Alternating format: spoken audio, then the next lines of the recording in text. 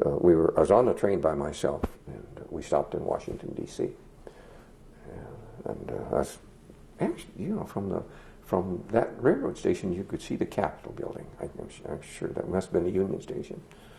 And I was sitting there looking out the window, and this GI came out, I think he's a buck sergeant, and he stopped and he looked at me and he looked at my patch. He says, "Hey, you were there for 42nd."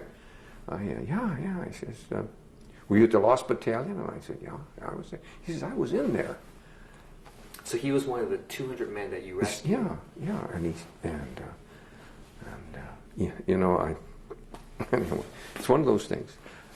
I could just feel myself getting I was angry, God, and I turned to him and I said, "Do you know how many men we lost getting you guys out of there? You know how many of my friends died in there?" And well, he said, you know, if you guys were in there, we'd have come after you." And I shook my head and I said, "Well," he said, "anyway, I want to thank you, you know." He put out his hand and I turned away and looked out the window. I've never been really proud of that, but at the time, it was just too fresh. I just could not. I couldn't even shake his hand, you know. And it was a feeling of anger?